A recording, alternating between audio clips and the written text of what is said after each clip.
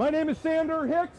My name is Sander Hicks. I'm going to be doing a free teach-in. I'm going to be doing a free teach-in. Without the people's mic. Without the people's mic. For anybody that wants to learn. For anybody that wants to learn. About radical social ventures. About radical social ventures. It'll be over here and it starts in 1 minute. It'll be over here and it starts in 1 minute. Thank you. Thank you. You're welcome. To the neon god they made, and the sign flashed out its warning in the words that it was forming.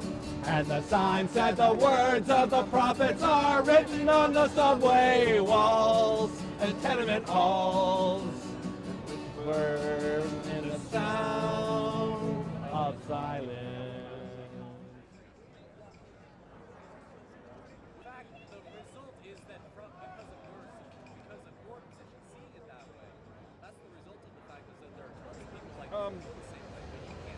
This is one of the main points of this whole talk.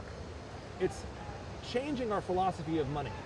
A lot of times our minds have these stereotypes of what money is, right? We're all struggling in this capitalist economy, so we tend to resent money, right? We tend to resent, most people don't even want to talk about money, right? It's one of those bourgeois taboos, like, you know, you're not allowed to ask people what they make, right? You're not allowed to talk about money. You know, a lot of more upper class people, you know, feel it's dirty to talk about money, right? Well, I'm here to say, no, let's liberate ourselves from those stereotypes. Let's talk about money. And let's also get away from left-wing stereotypes that also say that money is evil. Money is not evil, right? Money, now here's something that's really radical. Let's see if you can dig this. I think money is very similar to the nature of life itself, in the sense that money wants to grow. Think of it as a form of bacteria that wants to feed off something. Now, why do I say this? I say this because if you're a potential entrepreneur that wants to raise money for a venture, let's say you wanted to start a cafe or a publishing company or something like that, you need to raise money. Now, obviously, where capitalism has gotten us is not disruption, independence, vitality, or innovation. Capitalism has entered this phase of imperialism, of corruption, basically Goldman Sachs, right? That's what we're up against here at Occupy Wall Street. We're up against this intensely corrupt form of capitalism. And I've got a background in radical politics, but I've also got a background as an entrepreneur. My intention today is to give a short talk and then have a dialogue. We have maybe a Q&A if you have questions about what I say. And it's about the skills of starting your own venture, whether it's a corporation, a nonprofit, a workers' cooperative, or a collective. They're all essentially the same things. When we think about capitalism, we tend to think about Goldman Sachs, right? We tend to think of like the worst aspects of capitalism, the cronyism, the corruption, the brutal chaos. But I'm here to say that there is something interesting about small business.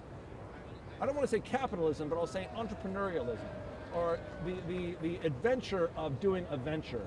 There are skills that I've learned as the founder of Soft Skull Press and the founder of this cafe out in Brooklyn called Vox Pop. And these are skills that I feel that more activists need to know about. The skills are really, it's really what used to be known as the American dream. This idea that you can do whatever you want to do in America. Now we know how damaged that dream is. We know that a lot of people work jobs they hate. So the whole idea of Occupy Business School is to try to find out what is good about capitalism. There are certain things that were supposed to be theoretically good about capitalism, right? Capitalism was supposed to be about innovation and disruption. There was supposed to be, you know, this idea of vitality and independence. Before we do anything, I wanted to say something about the history of Occupy here. I'm also the guy that built the altar. Remember who here remembers the altar? Remember? Yeah, okay. Here's a picture of it if you don't remember it. This is what it looked like when I built it up in the Catskills. And here's a picture of what the people did with it. It was an amazing thing that happened over here at the shared community space. I wanted to invoke the spirit of this altar first, because what was amazing is that people of all faiths contributed something to the altar. You know, so it was like an altar showing that really what's good about politics and good about religion and what's good about Occupy. So the spirit of this altar is still with us, even though the NYPD destroyed our altar and attempt to destroy our life, our democratic experiment here. I mean, I'm not here to protect or defend capitalism. Obviously, it's indefensible. But what I am here to say is that the spirit of that altar is important, because there's the spirit of truth at the core of the world's religions. And I think if we can connect to that, if we can connect to what's true about Buddhism and Christianity and the peace and truth at the core of the world's religions, it'll help our movement. It'll help our movement become unstoppable. So at the community level, small business has an incredibly good effect on communities. I'll give you a specific example. Right here in Brooklyn, about 8 years ago, I went out to a neighborhood that had basically a lot of crime, and I started this cafe called Vox Pop.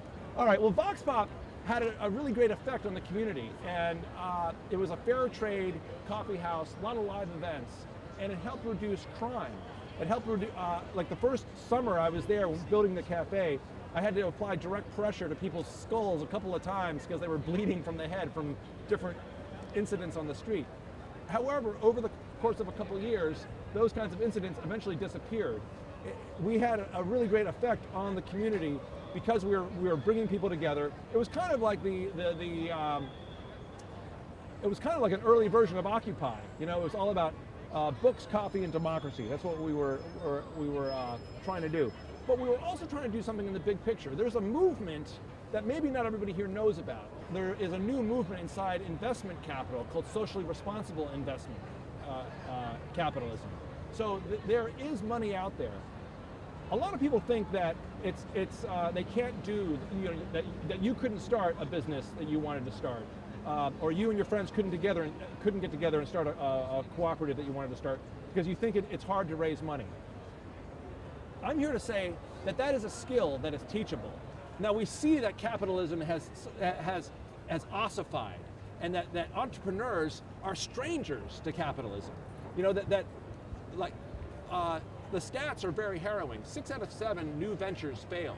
There's not enough credit out there.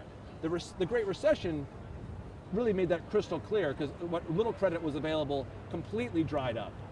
So what we need, and what I'm trying to do with this talk, is create a new network, a new set of institutions.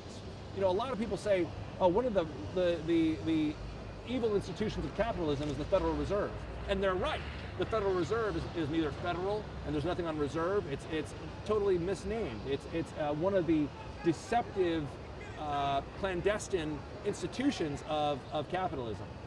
However, instead of trying to resist it, you know, or get angry about it, I feel that it'd be much more creative and much more empowering to simply create a new network and a new practice, a new economics that replace the Federal Reserve. You know, one of the ideas I've had is, like, why can't we have a whole new bank? What if we had something called Occupy Banking, in which, like, we got together and we raised the money, we created a business plan, and we raised the money to have, you know, something that totally broke all the rules of banking. There's money out there. Everyone knows somebody with money that they want to invest. We're not asking for charity, you're asking for an investment. So with a good business plan, you can say this is a really cool social venture. It has a social impact and it has a potential financial return as well. That's where the new paradigm is. People are talking about triple bottom line businesses, businesses that benefit the people that are part of the business, businesses that benefit the planet, and businesses that also create a return for investment. Why is money like a bacteria, Sander?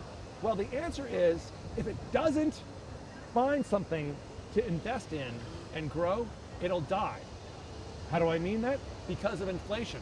Since 1913, the US dollar has lost 95% of its value. A dollar in 1913 is worth 1/20th of what it's worth today.